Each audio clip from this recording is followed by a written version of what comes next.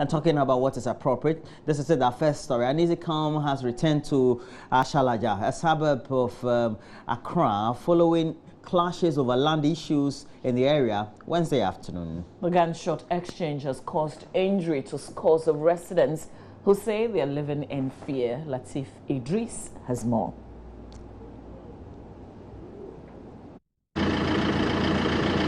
Of flashpoints dotted across the country. Now, clashes in these areas are largely sparked by land disputes. One of the areas that has gained popularity through this notoriety is Ashalaja here in the national capital. In fact, recent clashes here resulted in a cold-blooded murder of a chief, a case which the police in this area is still investigating. Now, as if that is not enough, in the early hours of today, Wednesday, there's been exchange of gunshots here, and this is evidence of what has been left after the gunshots exchange here. It appears the situation is getting out of hand because, as it stands, none of the two factions is willing to give in to the demands of the other, and the police have been deployed in this community to ensure that peace prevails. A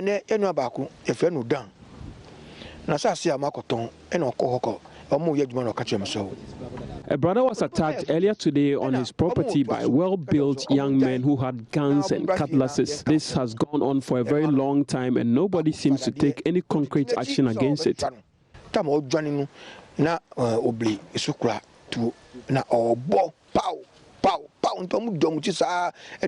And this is the reason why these young men continue to perpetrate crime in this area. Now, these young men fired sporadic shots in the neighborhood.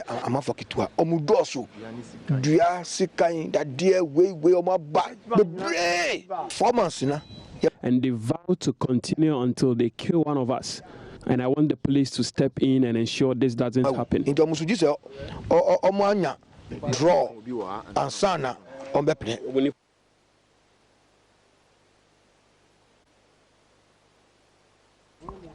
right, so you tell us exactly what happened. What happened is, I'm working here. We are just hear a gunshot. So I thought that maybe it's a knockout. But continue, I just hear, still, I said, no, this is a real gunshot. So I just run away. I see people are coming with full speed, running. I said, what happened? They said they are shooting. I said, okay, I hear it. So we all run to this place. We enter one room there. So everybody lie down. Still, the bullet is flowing. Even here, this particular here, we just hear, pa, pa. It be like a pump. That pumping machine gone. Just hear, pa, pa. So from there, we couldn't hear anything. We did inside almost by, say, 1 hour, 30 minutes before. We see everything quiet. Then I come outside, come and look, say, what is going on? She say, no, everything is clear. Then I go continue my job. So who called the police? I'm the one who called the police. And how quick was the response? The time when I called the police, I couldn't see the police around. I couldn't see any police. I don't know whether they come to the bush inside. But the bush, there's no any police who come to the bush. Either they go inside the town, I don't know. But in the bush, the place where the thing happened, I couldn't see any police there. So how is the feeling like right now? No, for you and your family? I'm afraid because I don't know what is going to happen next.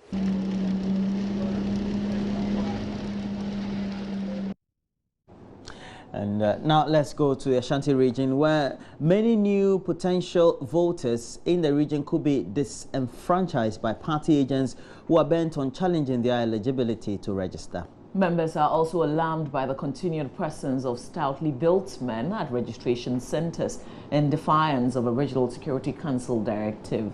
Regional Chairman Professor Seth Opuniesiama observes party agents have been raising questions about the legal status of applicants without basis. Ohemin Teria joins us via phone now with a lot more on this particular conversation. Good morning, Ohemin Teria. My brother. I mean, that will be your sister, but whichever way, how do party agents challenge eligibility of registrants without any basis? Give us more on this. Yes, yesterday the Regional Peace Council monitored the ongoing limited voter registration that actually entered the second phase. to see how the process has been faring. So the Peace Council visited the Asokwa constituency, the Aswasi constituency, and then the Menchia North constituency. But some of the observations made by the council was that in some of the polling centers or the registration centers, some political party agents were bent on challenging the eligibility of new voters, irrespective of the evidence that were produced. For instance, some of them would not allow or would go ahead to challenge the process, even though, for instance, some of them provided two guarantors, even to the extent of providing their weighing cards and birth certs to attest to the fact that they were of age. And another worrying development that the Peace Council observed was that some of the political party agents do not hail from the area they were supervising the process.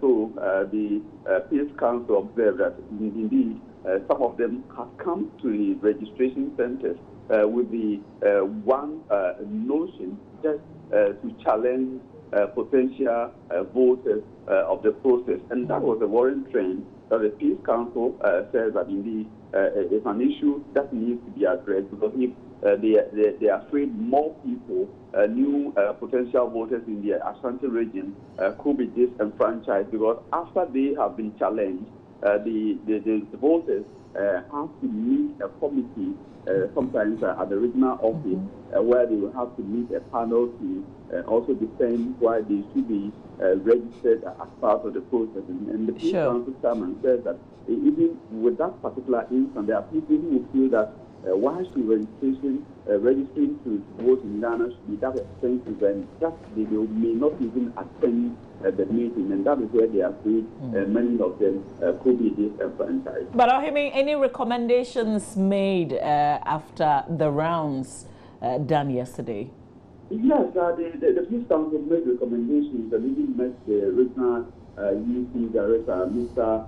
Kweku, to also tell the UC the observations that made by the Peace Council.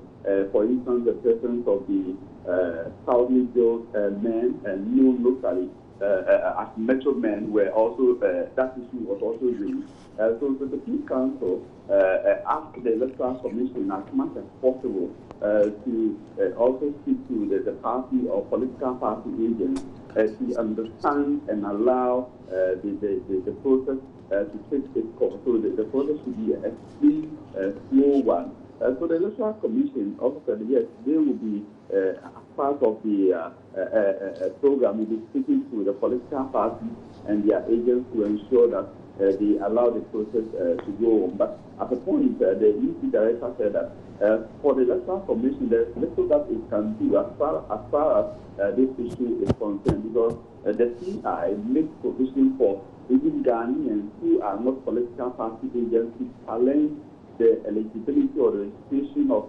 potential voters. So in as much as they are aware of the situation, they will try as much as possible to speak to the political parties to ensure that all the challenges that they pick up will be fair.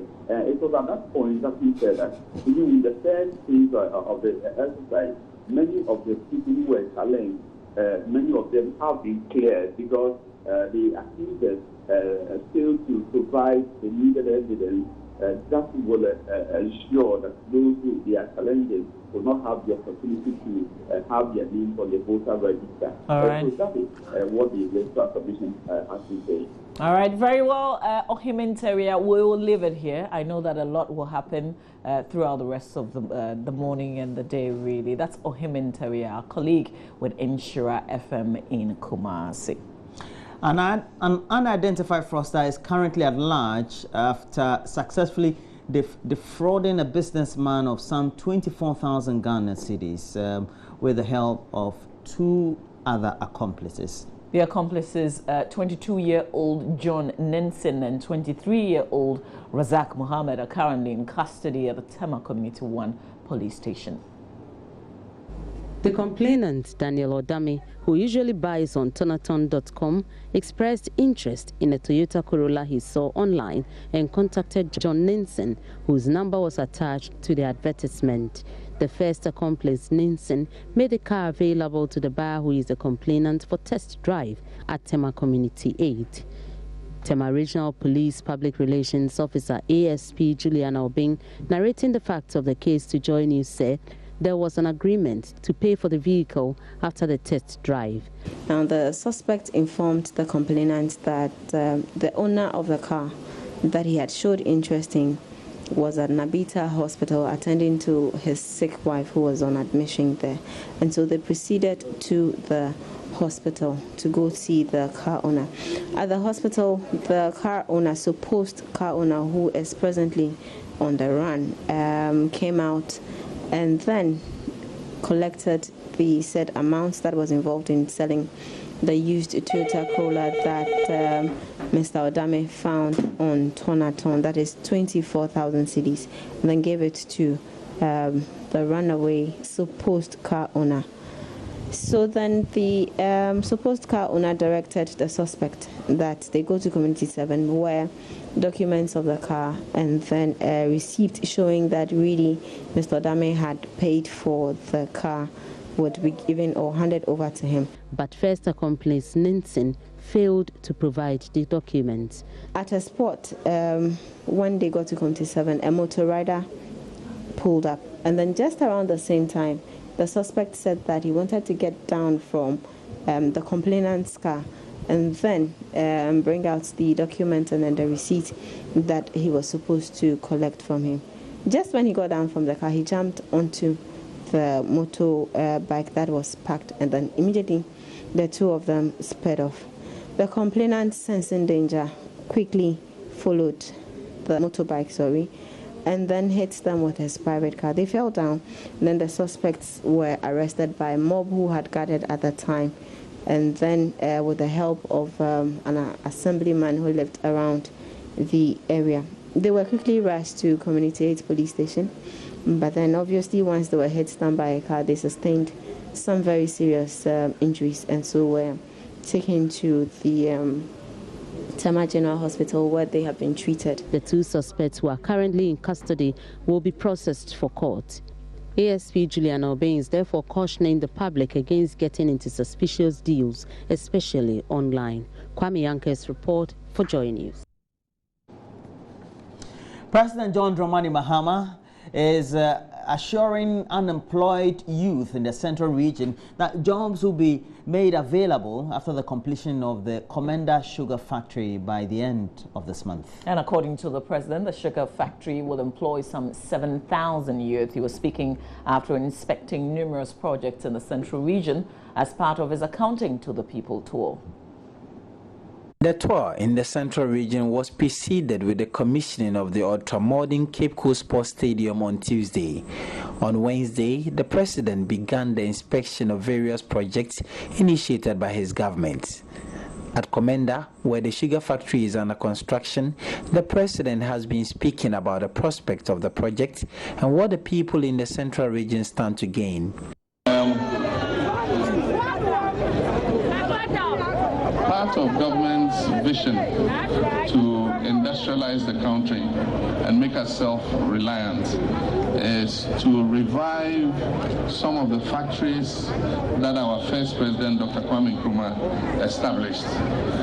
And one of them is Commander Sugar Factory.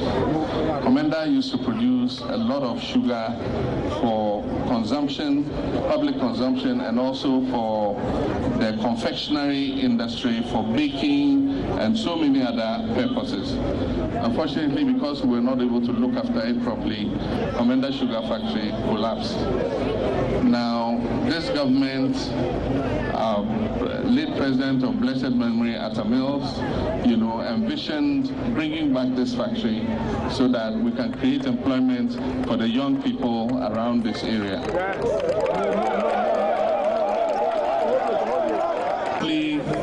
Unfortunately, God knows everybody's lifespan.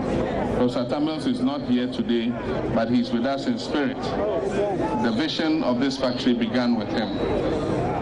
I kid 16, but it is virtually complete. By end of this month, it will be ready for commissioning. And it will start producing its first sugar.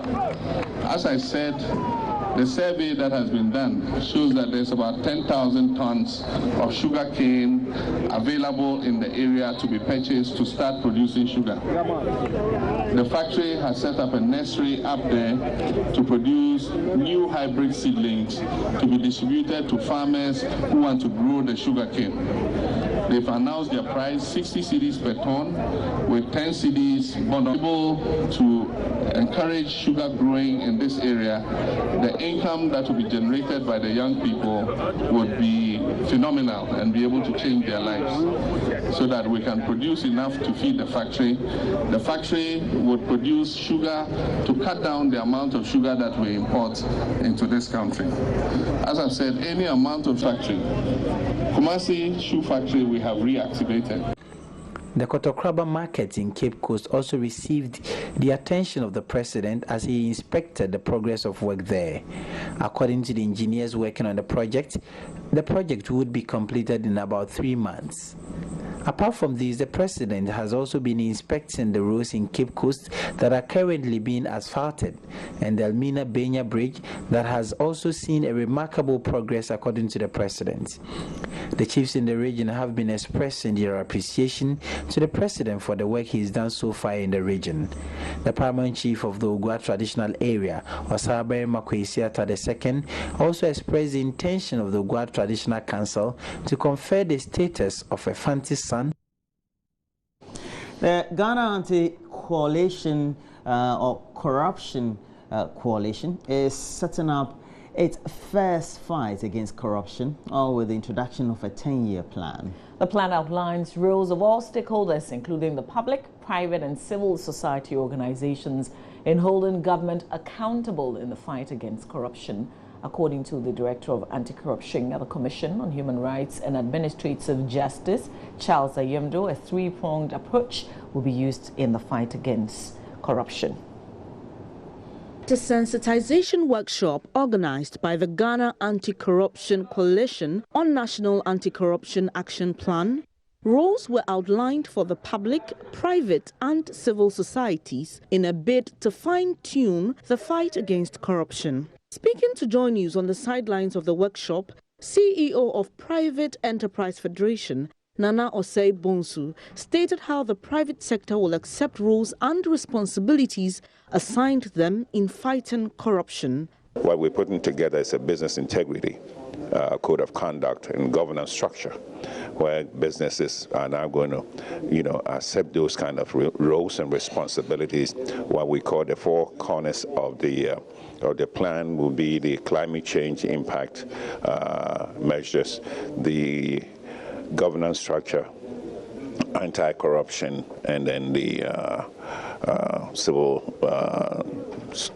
corporate social responsibilities. Those four tenets are going to be part of going forward activities adopted by various businesses. So at least that if we are able to improve the quality of the governance structure, anti-corruption measures of our employees, that will also seep down to their families. And then together we work with the public sector to address the corruption. Acting Executive Secretary of the Ghana Anti-Corruption Coalition, Beauty Nate, explained, assigning specific roles to groups will make the media and civic societies effective in championing that cause and better understand their roles in the National Anti-Corruption Plan. Today, we realize that it is important for the media to understand their role in the NACAP so that they can effectively play that. So we have this opportunity to engage the civil society groups and let them see this is their expected role in the NACAP so that they can effectively play that role. It is also an opportunity for us to give Shiraj, which is the lead in the implementation of the NACAP, to provide an update on what the NACAP has done since it started implementation as at last year. So this platform is going to empower the civil society on their roles as well as update them on what has been done so far. The Births and Deaths Registry has begun an automated registration system for new births in 300 communities and health facilities across the country. The system, which seeks to eliminate the manual process of registering new births, has successfully registered over 6,000 children since it was first piloted in March 2015. Newborns under the automated regime can get access to their temporary birth certificates in not more than 3 minutes. In Ghana, more than 4 in 10 children are not registered at birth, and even if they are registered, many are still without a birth certificate. About 15% of children registered below age 5 do not have birth certificate to prove their identity. Delays in going through the registration process, shortage or lack of registration forms at some centers, and some hard-to-reach areas account for reasons why a number of people are without a birth certificate. Currently, it takes about 6 months for one to go through the entire registration process to acquire the certificate. The automated process, however, makes it possible for a certificate to be issued in less than 3 minutes. Chris Munga, an IT consultant for the project, says the automated process is enhanced through the internet and SMS. The way we've addressed that is by providing an offline mode of working. So once you are authenticated from the server in Accra, from the day the phone was given to you, you don't need the internet to collect data. So in the remote village, you can collect data where there's no internet. And then you can drive to where there's signal and send the data to Accra. So that's how we've done it, by providing an offline system. The entire birth and death has been moved and changed into a virtual birth and death. So every stakeholder, internal stakeholder involved in the registration of a birth will have a workflow database onto their screen where they can approve or verify records for certificate printing. Within 48 hours or 24 hours, you can get a final certificate if you request for it. TIGO and UNICEF Ghana are partnering government to ensure registration of new births increase by 70%. Our role in this initiative is really exciting. We are delivering both devices and connectivity. This significant investment in our children, who are the future of Ghana, is a critical component of our commitment to using mobile phones to transform lives. Through our Digital Changemaker program, we are putting in a lot of investments to ensure the well-being of children. UNICEF also believes this will help in their planning for pro-child policies. Any country needs statistics and need data.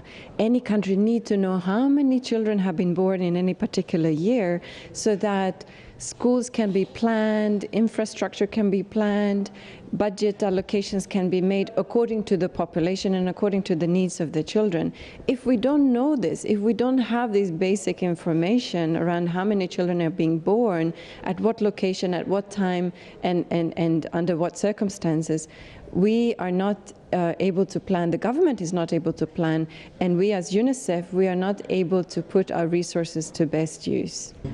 The ICT and mobile phone technology for birth registration is being operated from 91 districts in 8 regions in the country.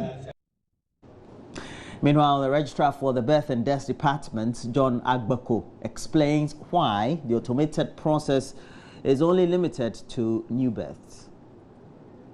This system is not for the late registration.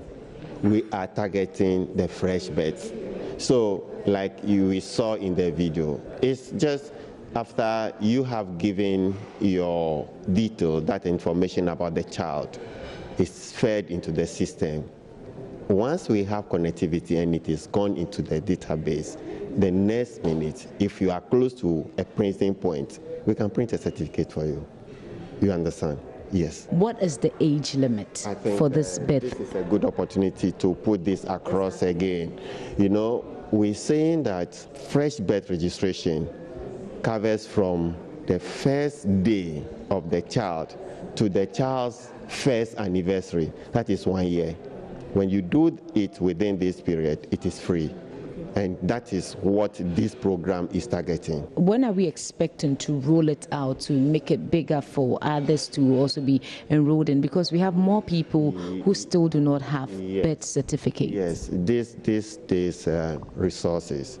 You need to get the tablet, you need to get the desktop, and most especially, you need to get internet connectivity. And these facilities, to put them together, is a bit huge in terms of resources. So we are still working it out. Government has come in, and we're looking at the prospect. I believe once we get the resources put together, we would expand on. How long did you say it takes for one to get the certificate with this new system?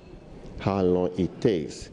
For the infant birth registration, still at the point where you are doing the registration, even though the information is gathered and sent via internet, you can still have the infant birth set instantly there before you move. Okay. Yeah. So it's an instant birth. You can have that one instantly.